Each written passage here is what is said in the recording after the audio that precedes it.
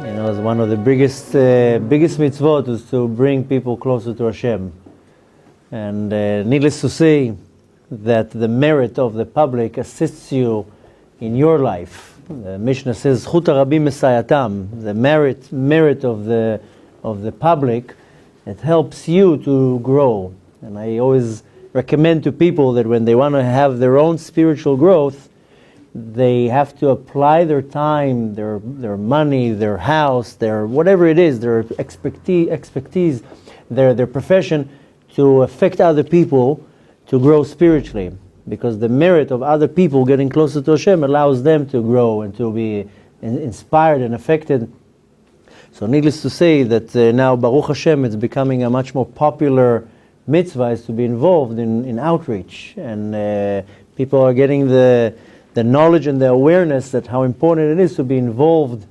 If you can't do it yourself, then you assist somebody that does that. If you don't know how to give over a class, then you open your home and you give a class in your home, or you help the shul or the institute. I remember when I became observant and I didn't know how I can reach out to people. So I was attached to a certain shul, and I was like, I'm not a rabbi, I don't know much Torah.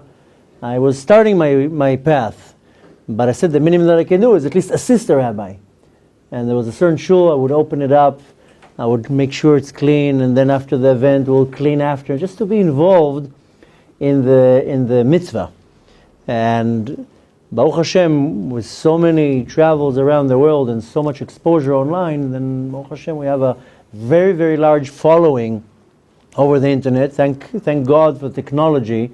Of course, technology can be used in a negative way, but if it's used in the right way, it has the power that, just imagine if one of our great sages had a Facebook page 2,000 years ago. I mean, Rabbi Akiva had 24,000 students. Can you imagine if he had a Facebook page? He would have 240,000 students. So, with the help of technology, you can reach to really, literally all four corners of the world. And Baruch Hashem, I get a lot of very, very extreme questions, because many people, they're in places that they don't have a rabbi or a shul or community to ask their questions. So Baruch Hashem, from the thousands of questions that are funneling in, sometimes the questions are very extreme for severe sins or different acts that one needs to rectify. And recently I got a very extreme question from a certain individual. Doesn't matter right now the act of something very, very severe in the eyes of the Torah. And she was like telling me, am I going to burn in hell for eternity for what I did? And I said, wait a minute, don't start the fire so fast. Don't buy a ticket to Gehenom. Wait a minute, let's see what the world can offer. And you're still alive, you can rectify. And as part of the conversation, then I told her, listen, for specifically what you did, one of the advice, I don't like using the word remedy. Remedy in the Torah is about doing, not about looking for loopholes. But nevertheless, I told her the advice for this specific act is, I heard it when I became observant, and I'm giving it over to you, that you should make sure that you feed people on Shabbat. Why dafka feeding people on Shabbat? Because feeding poor people is a mitzvah to start with. On Shabbat it's a mitzvah to eat. Most likely they'll sit and say Birkat Hamazon, they will bench. So you're grabbing here a lot of mitzvahs.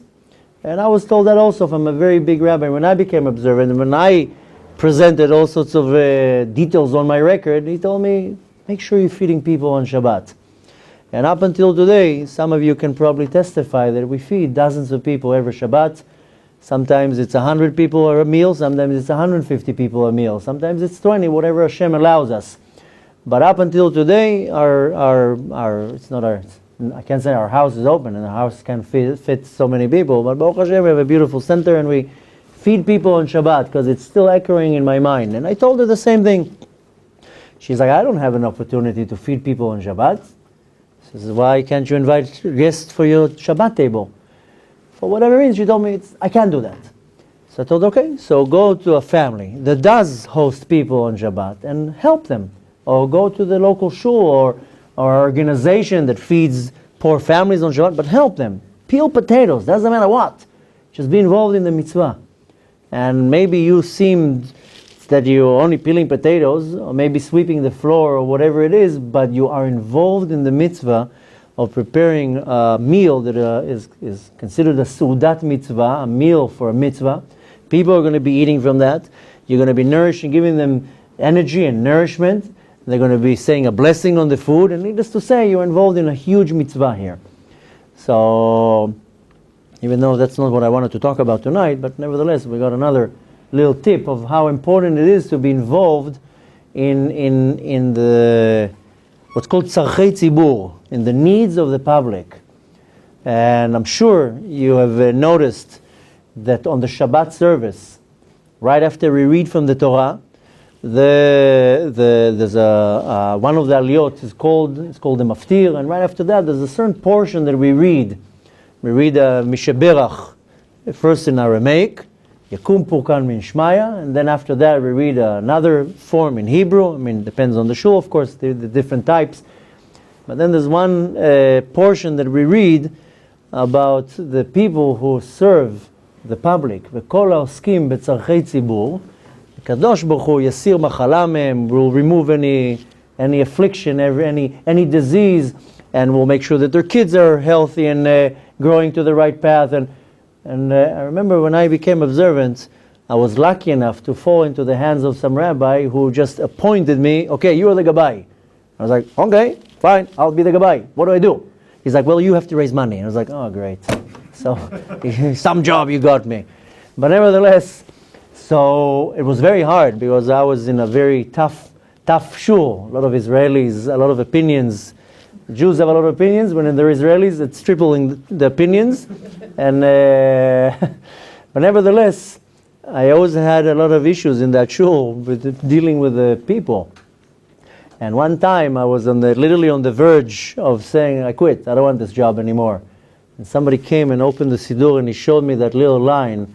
Anyone who serves, helps with the public, tzarchei tzibur, Kadosh Baruch Hu yeshalem secharam, Hashem gives them the right reward, and so forth. And a little text, you can grab one of the siddurim, you'll see exactly what I'm saying. And I was like, okay, so Kadosh Baruch Hu likes when you go out of yourself to help other people, which really, b'ashgacha pratit, in the divine providence, that's kind of what we want to talk about tonight, because the title of the lecture was how to ignite the spark, the spark for excitement for Judaism. And it doesn't matter what your background, if you came from an observant background, from a secular background, it doesn't really matter. We all find ourselves in many times in our life that the fire is diminishing a little bit. And you lose excitement, and you lose the enthusiasm, and you sometimes even the fire might even diminish to a point that it's barely nothing left there. It's not so easy to keep the fire burning all the time. And especially when it comes to Torah and Mitzvoth, you have many different external powers that are not happy with your behavior. They'll come and I'm talking about, of course, spiritual entities such as our Yetzer Hara, our evil inclination, and many other spiritual forces that will want to diminish your excitement for Torah and Mitzvot. And again, it doesn't matter your background. I know people that were born observant and the fire diminishes. Some people are born completely secular and they become observant, and then somewhere along the way, then also they lose the momentum. And it can happen to many different backgrounds. Baruch Hashem, we have a very large community in our community of converts. So, because we have a very unique convert program in our institute for many people who want to convert and they don't have guidance. And there's thousands of them, thousands of converts. They're not converts yet. They're looking to be converts, because we also have a very large growing Noahide program for Gentiles that want to follow the 7 laws of Noah and they don't have any guidance. So Baruch Hashem, we have a very interesting, diverse type of people. So we have a lot of converts after their conversion, during the conversion. And I see the same thing. Not so long ago we had an amazing family, unbelievable. Sometimes it's so magical to see how a person in the middle of nowhere, in the middle of their life, their soul gets ignited and suddenly they want to become Jewish. And needless to say, what a torture they have to go through. Sometimes they have to go through 10 years of a process, and if they fall on the wrong rabbinical court, the Beit Din, that can drive them sometimes crazy for years. Nevertheless, not too long ago, we met this amazing family. We guided them throughout their entire way. The mother, the son already got their conversion. The daughter is still waiting. But nevertheless, they sat in one of our Shabbat meals, and we were talking. She was so excited, the mother, and about Judaism, of course. She was on fire. I can't wait to do this and this and that. And my wife told her, it's great that you are excited, but wait, you're not converted yet. And I told her, I don't want to blow the winds out of your sails, but now you're excited. You know why? Because you still don't have a Yetzer Hara. You're still not Jewish. I told her, don't worry, when you go out of the mikveh, the Yetzer Hara gives you the towel. He's getting here, now wipe yourself and welcome to the club, and now he's full force. So till you're going out of the mikveh, there's no Yetzer Hara yet. You're still not officially Jewish. Don't worry, the one in the mikveh is going to be the Yetzer Hara, he's going to give you the towel. And then the challenge starts. So it really doesn't matter the background. I see it also with the converts, that after a certain time that they're running on high energy, it starts diminishing again, and then they lose the power.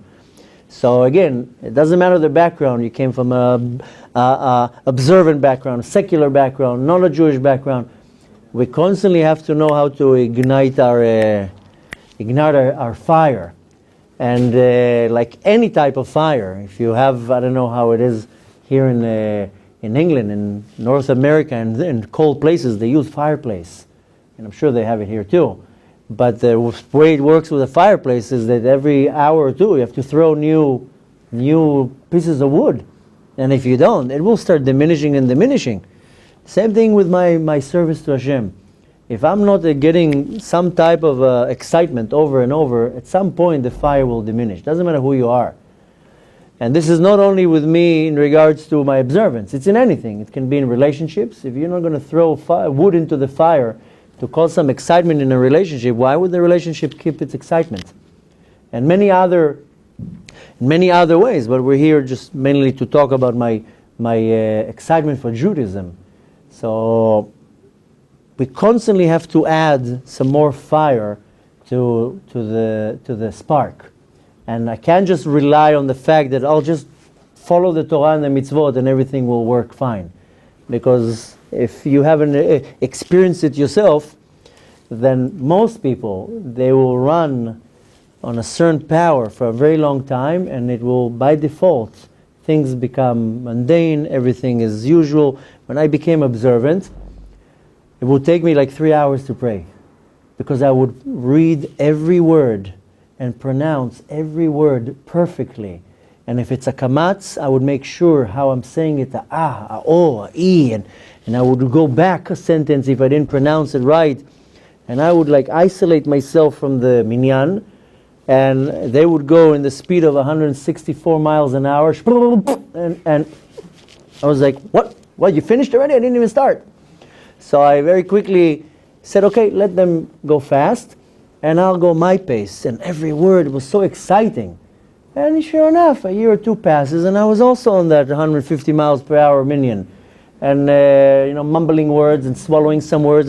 Everything is, in Hebrew it's called Etzat Anashim Melumada. It becomes a habit. It becomes my second nature. Then once I used to put tefillin on every loop, was like, is it straight? Is what's going on here? And now it's within 3 seconds you already have the gear on. So, which is nothing wrong with being very efficient in how you get ready and how you perform the mitzvot. But I always look back and on myself, and I hear it from so many people, I wish I had the excitement I had when I started. And that happens to everybody. Many people, they feel, when I became observant, everything was exciting. Every little thing, I got so excited. When I became observant, I shared it last time when I was here and I gave my personal story. Then I shared that when I became observant, my steps were very small steps. And when I started observing Shabbat, that I didn't really know what to do. I didn't have the right guide. I didn't have any guide. I just knew that you have to observe Shabbat. And I remembered that that many, many years prior to that time, I was a very heavy smoker, and observant individual met me and tried to inspire me, to ignite the spark, and I was so coarse and so not interested that I shoot him off. And then he just left me with one little detail, and he told me, on Shabbat, you're not allowed to ignite fire. And on Shabbat, you're not allowed to extinguish fire.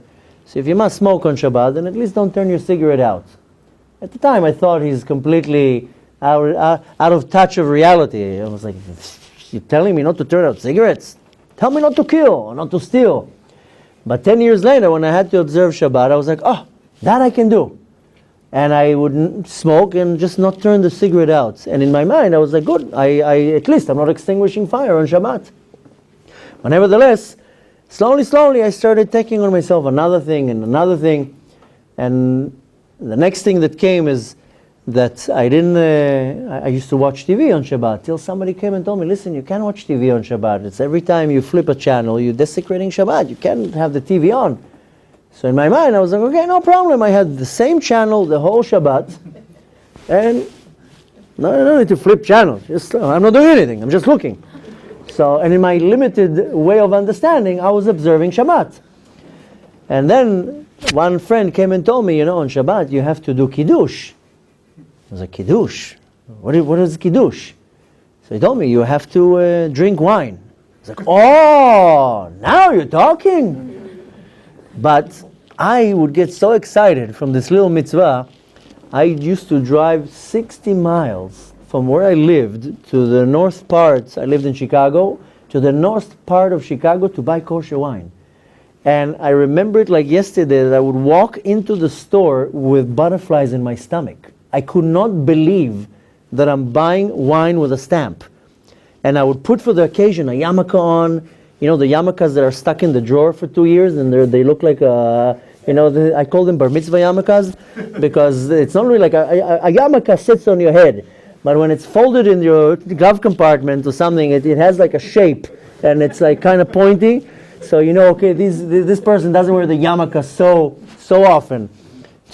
Today I took when I go on these trips, I always take a day or two when I conduct personal meetings.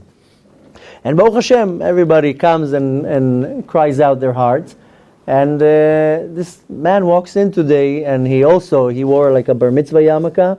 So the yarmulke was like on some direction, looked like it was stuck in between a few books from last Pesach. So I looked at that right away. I have like a little smile on my face. He's like, Rabbi, you okay? No, it's fine. Just remembering the bar mitzvah. So it usually says on the yarmulke, Yossi's bar mitzvah, 1964. So nevertheless, I used to have this bar mitzvah yarmulke. I would go into the convenience store, to the supermarket, with this pointy yarmulke. I would get so excited. I couldn't believe. I would look around, people say, I was like wanting to tell people, I'm buying kosher wine. I'm buying kosher wine. If there were smartphones at the time, I would probably take selfies. Baruch Hashem, there wasn't any cell phones at the time. I couldn't believe that I'm buying kosher wine. And I literally was excited. The whole way I would drive, and I'm like, I can't believe. I'm religious.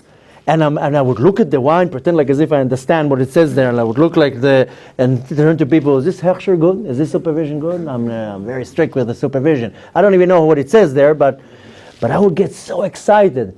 Time passed, and I was like, okay, no, another Shabbat.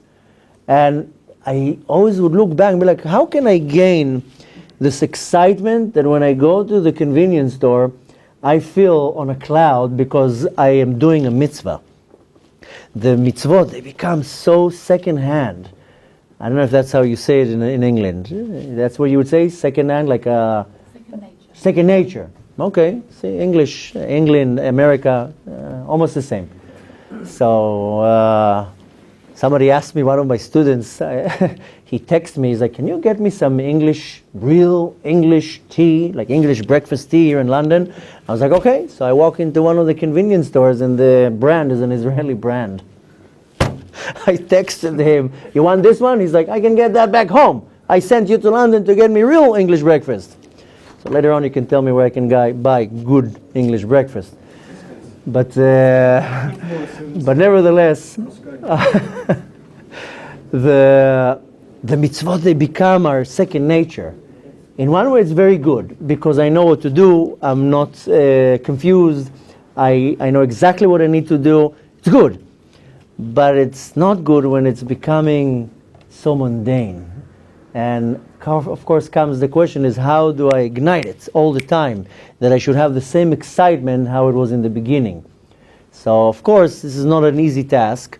And even though we're talking about observance, but some people want to know how they can do the same thing with their marriage. Why can I have the same excitement with my marriage what I had 20 years ago, and why can I have it now? Tonight we're not talking about marriages, we're going to talk about mitzvot. But I want to find the ways how to constantly keep that fire growing. Because if it's not, then the fire diminishes, the excitement goes down, and I find the observant life, I don't like using the word religion, but my lifestyle, my observant lifestyle, I find it becoming boring and dull.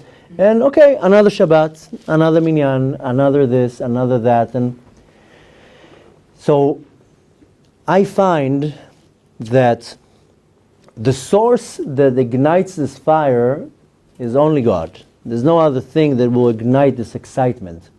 Now the teachings, the mystical teachings of Judaism explains that there are two ways, two directions, so to say, how a certain energy can be moved from point A to point B. One of them is considered an awakening from above, and the other one is called an awakening from below. Awakening from above, that I'm sitting passive and I'm not doing nothing, and the heavens, the heavenly court, the heavenly realm, the Kadosh Baruch Hu decides to strike a match and I get excited from below. This is one way how a certain spiritual message can be transformed from the spiritual world to the physical world. But there's a more powerful way is that I know how to ignite it from below, that the movement is coming from the world below to the world above. An awakening from below. Needless to say that many times in our life, the strike, the spark has to come from above. Sometimes people are so numb, so sleeping, that it has to come from above. But needless to say, it's more permanent, more powerful, and more deep when it's coming from below. I just need to know how to strike that match every now and then. And my connection to Hashem, there's no other way to be connected to the Master of the universe but through the Torah and the Mitzvot. I know sometimes people, they're looking for loopholes, they're looking for shortcuts. Maybe I can do this, maybe I can do that. There's no other way. The way for me to connect to God is through the Torah and Mitzvot. Now a lot of people think when you say the word God, they imagine maybe this big guy in the heavens with a long beard and he screams and gives a lot of orders, put tefillin on, keep Shabbat. And they have an image of this scary individual in the heavens. And it's not so, because Hashem doesn't have a shape, doesn't have a color or a design, or Hashem is not a human being, chas v'shalom. He doesn't have any relations to any type of a definition. The more precise way is to say that God is a source of energy, source of life, is the source of my life, my life force. Now, if I know how to have a very healthy relationship, so to say, of exchange of energy from one place to another, then my life force is constantly being reignited. I just need to know how to nourish it. Now, the Jewish mysticism, the book of the Zohar, the teachings of Kabbalah explains that between my soul to the Master of the universe, of course this is a parable, there's a rope that connects me to the Master of the universe. The same way that the rope is built from many thin strings, if you take a physical rope, then the spiritual rope is also built from many thin strings, specifically 620 strings, corresponding to 620 mitzvot that we have. 613 mitzvot are from the Torah, and 7 mitzvot are from our sages. The Zohar calls it Tarach Amudei Or, 620 pillars of light. Why is it calling it pillars? Because if you have a floor, you have the ground, the base, and you have a ceiling, What is supporting the ceiling? Pillars. So the pillars are standing and the ceiling is sitting on the pillars. If you remove the pillars, the whole ceiling will collapse. So these mitzvot, these commandments that we relate to, most people take the word mitzvah, or an English commandment, and they will translate it as a commandment, which is not far from the truth. But really, if you want to look more deeper, the mitzvah is not only a commandment from God. Mitzvah comes from the word in Hebrew, tzavta. Tzavta means a connection, a very strong connection. So when I perform one of these mitzvot, then I connect myself to God. And each mitzvah that I do will connect myself in a completely different way. I like calling it channels. That through each channel comes one type of energy, some type of an abundance. One channel will cause me to have my livelihood, my parnasa. Another channel will be my health. Another channel will be my relationships. Another channel will be my common sense, my wisdom, whatever it is. Unfortunately, we don't have a guide that says if you do this mitzvah, this is what's going to happen. That's why the Torah says you have to do all the mitzvot. But nevertheless, each one of these channels create this connection with God. Now, if chas v'shalom, I start cutting these channels, then the connection diminishes and diminishes. And I just need to know and to understand that when I cut these channels, it will affect me. Now, a way to relate with it, I'm sure you remember, well, maybe some of you, that 20 years ago, give or take, when the internet came out, then the internet we used to get connected to the internet through a dial-up. If you remember, it had this weird noise. Remember? Okay, so everybody remembers. And it would take like 20 minutes to send an email. Remember? That had that little thing, that turning thing. Some of them had like a sand clock, and we'd sit, oh my gosh, it's going out. And you would sit like this, oh my God, something's coming in. And you would wait like this for like 10 minutes, exciting, because now if the email doesn't go out within a fraction of a second, right away the computer's out of the window. And to watch a movie, that didn't exist 20 years ago. To download a picture took like 3 hours. And now, if you don't stream a video within a fraction of a second, that's it, something's wrong with the computer. So, and needless to say, the nervous breakdown that comes with it. So, but what's the difference between now and 20 years ago? 20 years ago, the connection was very, very small, very light. It actually was riding on another form of communication, on a telephone line. So it was, so to say, borrowing some bandwidth. So to transfer the information from one place to another took hours. Now you can stream videos, send files that are huge in size. Why? Because the connection is very broad now. 3G, 4G, whatever it is, broadband. Same idea. Technology is actually just coming to teach me in a very clear way what's going on in the world above. That's one of the many reasons why we got technology. Not to make necessarily my life easier, because some people, the technology is making their life worse. But nevertheless, technology came to have another way for me to understand how the world above is operating. I can look at technology and start understanding deep, Kabbalistic, godly concepts. So same thing here. You have a small or very low connection, then the transfer of details or data will be very limited. Open up, broaden up the connection. Now the connection is much, much stronger, and the flow of information is much, much easier and faster. Same thing with my relations to God. If I narrow down my channels, then the energy, the flow of data, so to say, from one side to another, it will also diminish. It will also narrow down. So if I already see that I'm starting to diminish excitement and fire, so to say, the fiery excitement in serving Hashem, then I have to throw in more wood into the fire. And of course, it can be explained in a very simple way. Okay, so just add more mitzvot. Yeah, but what if I'm already doing everything? What if I'm already praying 3 times a day, and I observe Shabbat, and I eat kosher, and whatever it is, the list is long. Then first of all, there's never enough. Nobody can come and say, I mastered it. I did all the mitzvot in the book, that's it, I don't have to do anymore. Because there's constantly place for growth and growth. There's no such a thing that somebody can come and says, okay, that's it, I finished, I read everything, I did all the mitzvot, I'm done. So constantly one needs to grow. One of the many reasons why this spark will start diminishing is because you reach a certain level, and now in order to grow to the next level has to be a little bit of momentum. If you're looking at different graphs, mainly graphs in stock markets and business and banks, you see the graph is, even if the graph is going up, there's always going to be a little down and then going up again, a little down, going up again. I like calling it the motion of life. Because if you go now to a hospital and you'll see people that are connected to a monitor, how do you see the movement of life? Is the monitor will go up and down, toot, toot, toot, toot. And you see, okay, the person is alive. And if chas v'shalom, the line is straight, then the person is lo aleinu, dead. There's no life there. So straight line will represent in this world the dead, death. And a line that goes up and down, it was okay, he's alive. He's alive. Same thing here. The motion of this life is to go up, and then you go down a little bit, and then you go up, and then you go down a little bit. It's totally natural and normal that you take a step back to catch momentum.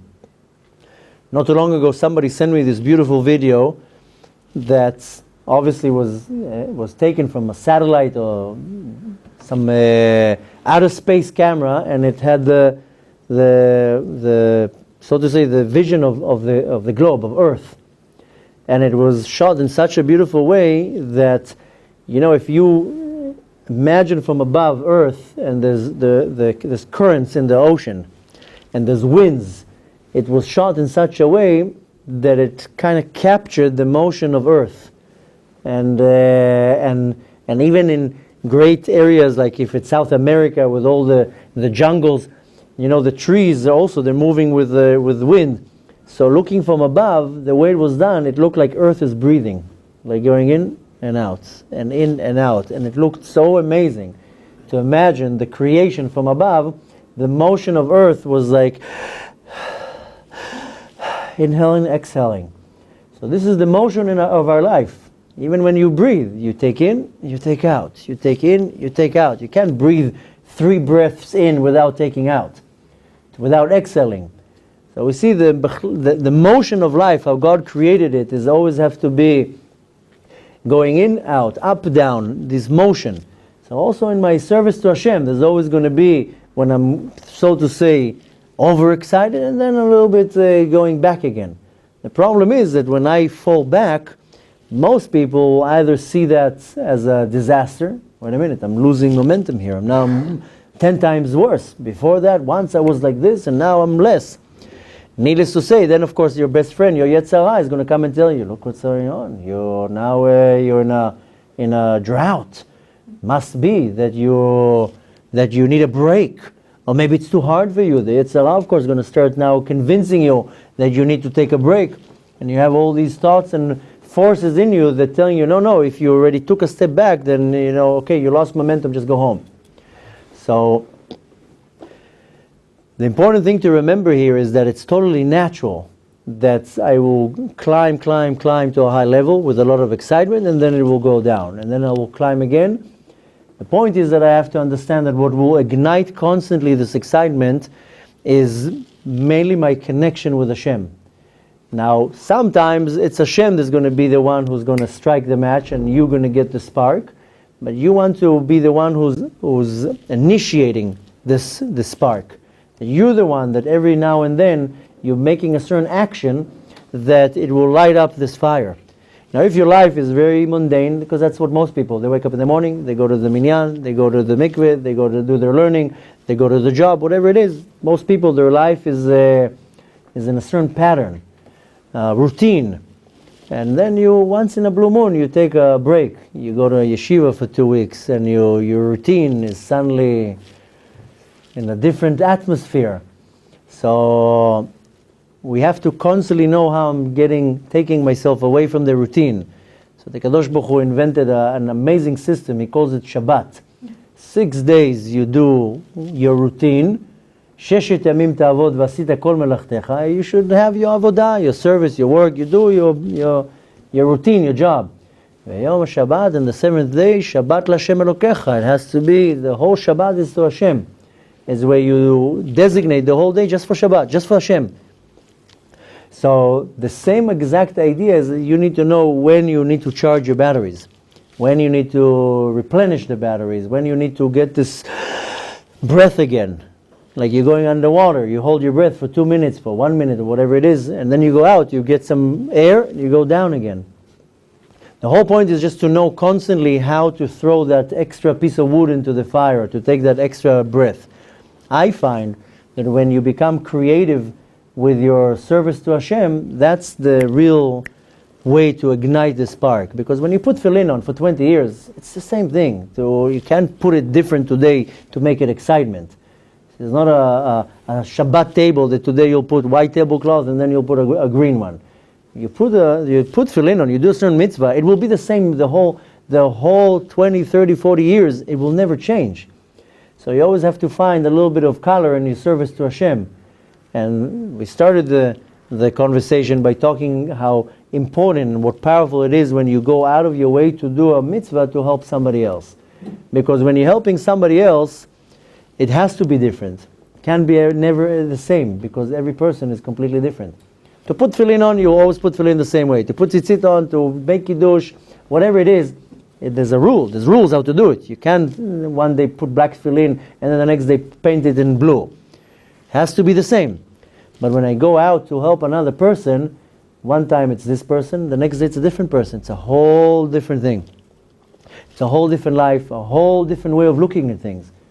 So, today, like I told you, I took the whole day was just private audiences. And towards the last one, I went, had a quick call with my wife, and she told me, how was your day? I told her, well, today was the meetings. She was like, how did it go? And I was like, well, I must look like the Wailing Wall. You have here a picture of the Wailing Wall. I must look like everybody comes and cries and puts, little, cries on me, puts little notes, stick it in my coat, and with all the names. So I maybe look like a wall. So, we have a joke that, especially when I lived abroad, then when the bride and grooms, they get engaged, then they separate right away. They shouldn't be together, and chas v'shalom, engage in any type of connection before the wedding. So they always send the groom to Israel to learn. And in my case, when I got engaged, I couldn't go. I stayed in New York. My wife went to Israel. So the joke is that they always send the groom to Jerusalem to learn Torah. So really, is he going there to learn Torah? No, he's going there to get used to talking to the wall. So I told my wife, I probably look like a wall. Everybody comes and tells me their issues, their problems, and she asked something, and I told her, what? It's a very special mitzvah, because I know it's sometimes depressing to hear people's problems, and you have to be very creative to really listen and to try to give the good advice. But I told her it's a very special mitzvah. I don't know, maybe it's even a better mitzvah than going and talking in front of a public appearance, because you're actually helping another person, and you're guiding another person, you're giving inspiration to another person. Sometimes people look at the quantity. It's not the quantity, it's the quality. Our sages say in the Talmud, Nefesh achat miYisrael, you save one soul in the nation of Israel, you save the entire world.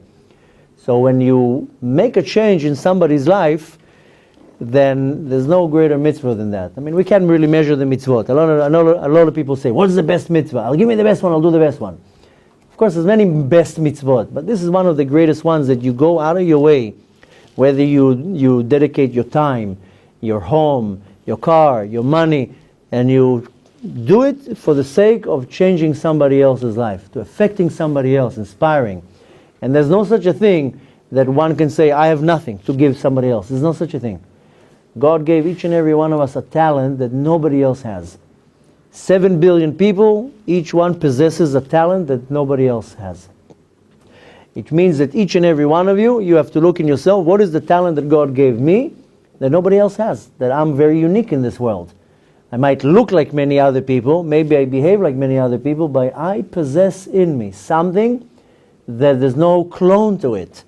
One can be an amazing artist, another one can be an amazing musician, another one is an amazing cook, another one is an amazing educator, another one is an amazing father. Everybody has some type of a character trait that only they have.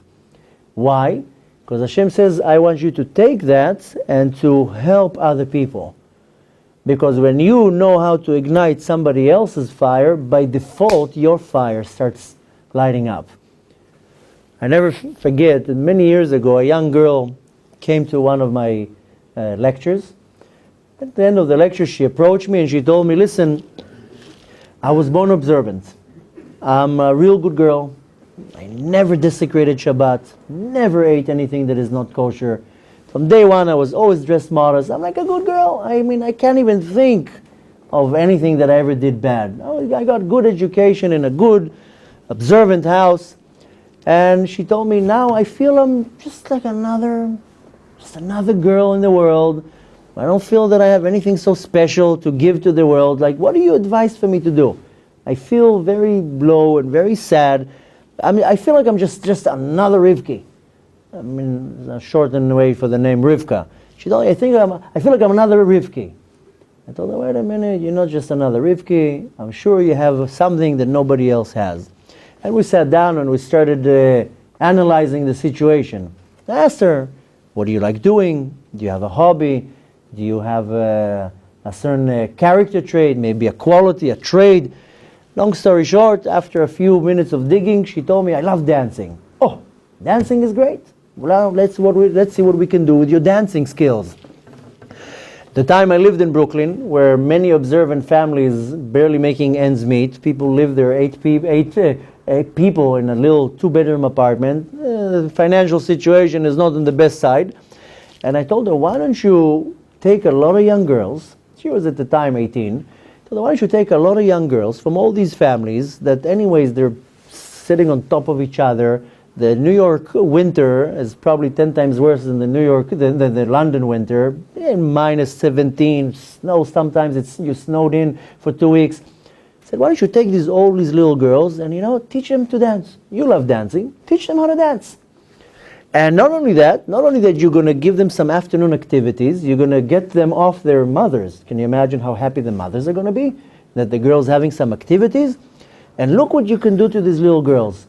You can not only teach them how to dance, you can teach them how to be modest. You can teach them how they can dance and be modest at the same time.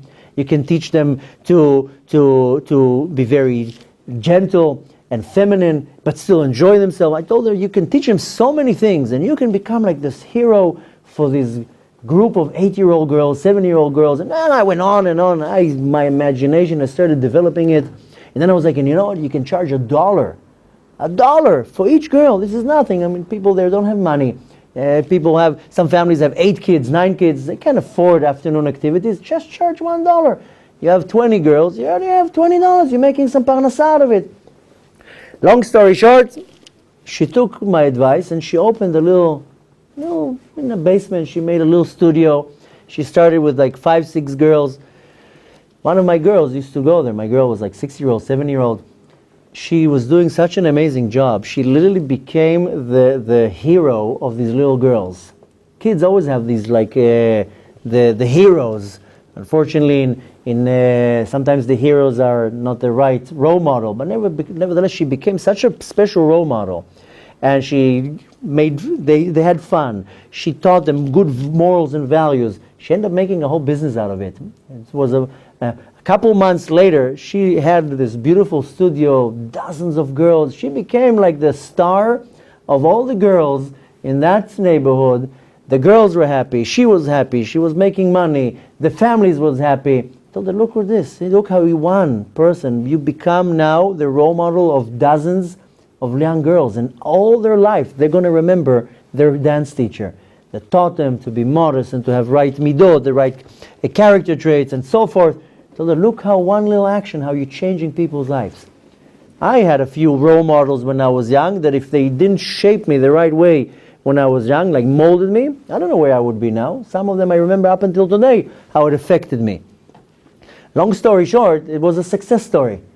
And I mean, I'm not in touch with her, but I think now it's already in full-blown proportion. I was like, listen to this one little question, and this regular another Rivki became a huge hit. And I told her, you can't even imagine how many lives you have changed and affected. And this is exactly the point, that each and every one of us has a unique character trait, a unique trait, a unique quality that nobody has.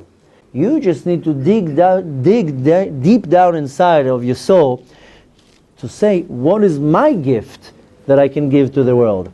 And when you find out what's the gift that you can give to the world and you apply that, it doesn't have to be in masses of 500 million people. It can be 2 people. But when you give something from yourself to somebody else, and this is really the secret how you constantly ignite your spark. You know, there's a beautiful explanation. I love the holiday of Hanukkah. I know we're not even close to Hanukkah, but I just love the holiday of Hanukkah. It's my favorite holiday. But we see something so special about Hanukkah, that the quality of the holiday is candles. And we start with 1 candle, then you go to 2 candles, then you go to 3 candles, and so forth. And there's, in everything that we do, especially in Judaism, there's a very deep message here. One of the most beautiful parts of Hanukkah is to show you that 1 candle, 1 flame can light up endless amount of other candles.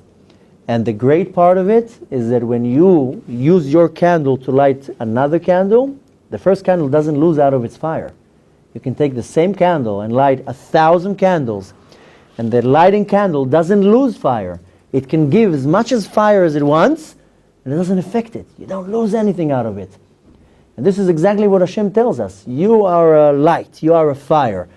You think you're going to lose something if you give some of your light to somebody else? Not only that you're not going to lose, you're going to multiply the fire. If you put the fire together, you're becoming a huge fire. So why don't you take this little fire that you have in you and give it to somebody else? Now you become double stronger. Now you become much more effective. And when you look how to light your spark, is just ignite somebody else's spark. By default, your fire becomes much, much stronger. So we all experience these downtimes when I feel that I'm losing it a little bit, that my excitement is down, that I'm not so sharp and precise about the mitzvot, that it's becoming, okay, no, another minyan. It's like we all have that. This is totally natural, because the motion of life will go up and down and up and down. But when you go down, it's not a time to chas v'shalom think that you're falling from your level. Rather, it's time to catch momentum. And if you know how to hit the spark the right way, then the next spark is much, much greater. Needless to say, there are many ways to ignite it. But the best way to ignite your own spark is when you light somebody else's spark. And when you give something out of yourself. And it can be with your money, it can be with your time, it can be with your profession, it can be with your car, it can be with anything you want. It doesn't matter. You use your imagination, what you can take from yourself and give somebody else.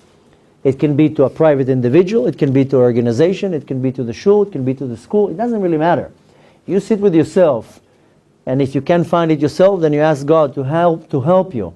And you say to yourself, what is my unique code? I mean, we all have a certain barcode on our soul. All the souls are different. There's no such a thing that there's an equal soul to the other.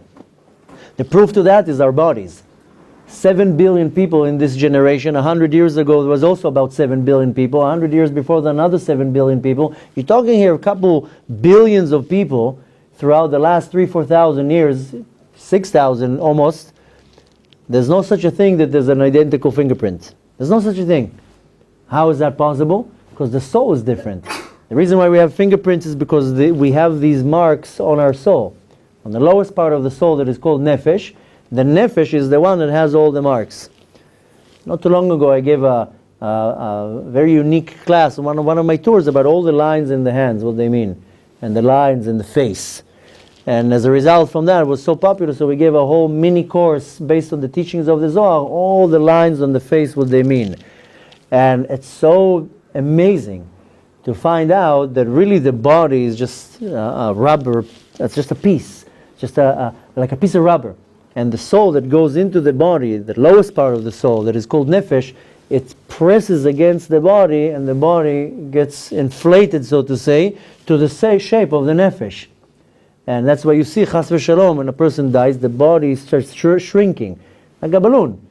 Now they have these sophisticated balloons that when you pump them up, they have a shape of whatever it is, a teddy bear or an animal. And when they don't have air, they wither. Same thing with our body. The soul, the Nefesh, goes into the body, and it, so to say, inflates the body. And all the marks that we have on our face, on our hands, it's the soul that pushes it out. So everything that we have on our skin is actually on the Nefesh, and the Nefesh is the one who's doing the mark on the body. So the proof that all the souls are different, you're never going to find identical fingerprints. You're not going to find identical faces. There's no such a thing. Our body is so unique that from that you can learn that so much more. So how unique is my soul? You can't clone a soul. So if my soul is so unique, means that I have something that nobody else in the world has. And not only me, you and everybody. You have a unique character trait, a trait, something that you were created to give it over to other people and to make other people's lives better. When your agenda is to light up other people's fire, by default you're going to be like a fire machine, because you're constantly going to be giving out of your fire. By default it will ignite your own fire. So needless to say that one of the greatest mitzvot of all is to say, how can I share something that I have with other people? Most people are very afraid to give something of theirs. Maybe I'll lose. If it's my money, maybe I'm not going to have enough money. If it's going to be my house, my wisdom, my trade. No, the more you give, you can never lose. There's no such a thing that you lose when you give. The more you give, the more you gain. So the real secret beneath the line is, how do I get myself to get more excited in my service to Hashem? How do I ignite my spark? Is go make sure you ignite other people's sparks.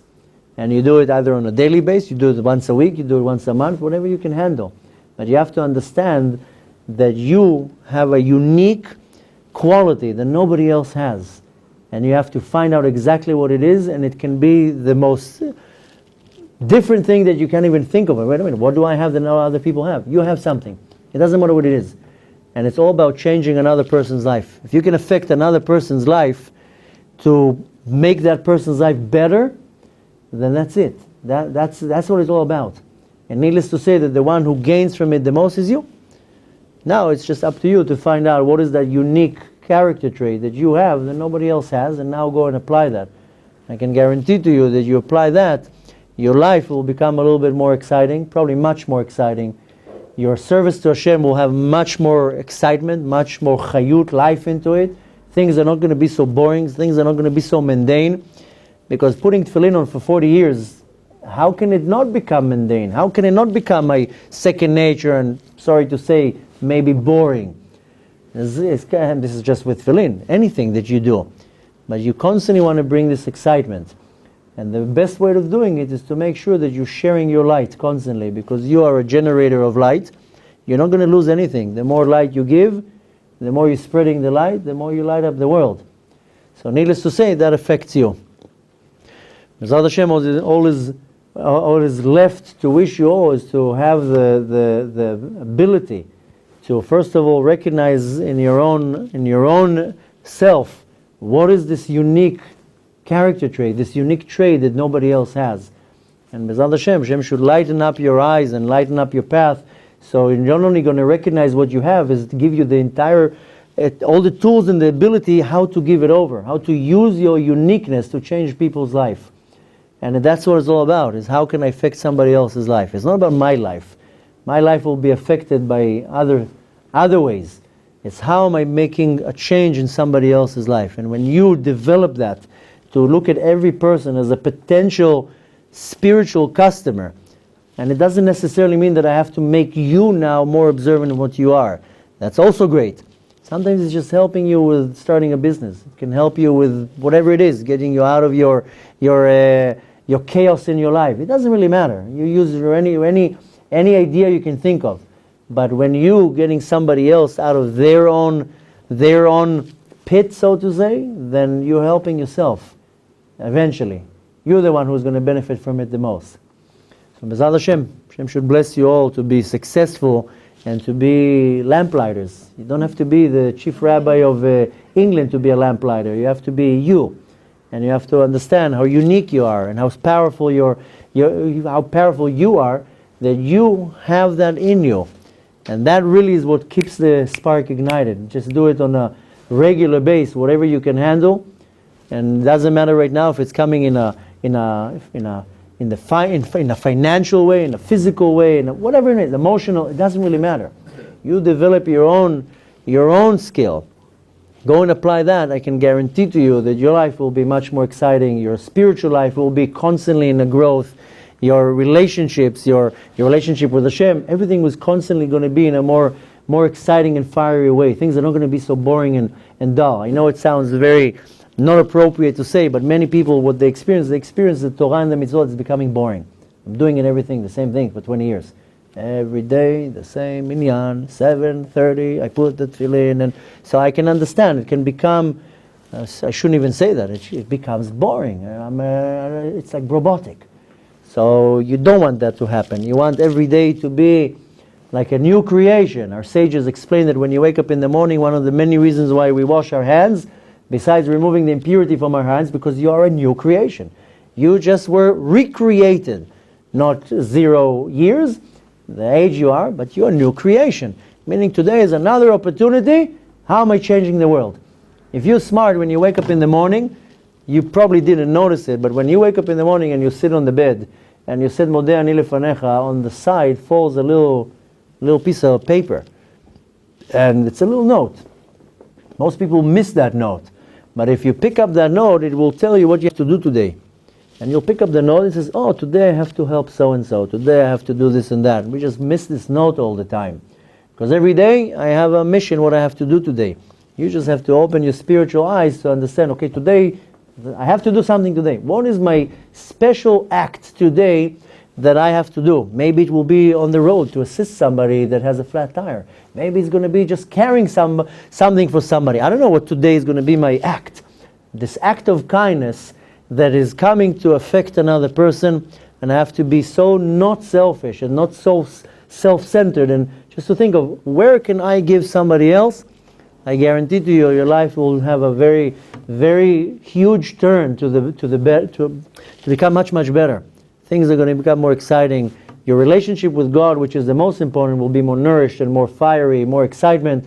And needless to say that it's going to affect you and your entire life in a much, much positive way. And needless to say that when you apply that and you're lighting up your surroundings wherever you are, you're making your whole environment more lighter, not lighter in weight, lighter, more lit up, much more light. Needless to say that the world itself is a very dark place. We need as many people to light up the world. And the more we light up the world with more Torah and more Mitzvoth, and especially the Mitzvah of giving, of helping others, needless to say that we're hasting the coming of the redemption. And B'ezrat Hashem, with your acts, that's what we need. We need a few more acts of kindness to bring the redemption to the world. So we need you, God needs you, the entire human race needs you, everybody needs you to make a little change. And not only that you're affecting your life, you're affecting the entire world, the entire universe. And needless to say that with a few more acts we can merit to finally see the coming of Mashiach. B'ezrat Hashem, we should all see it very soon with our own eyes. Amen. Thank you so much.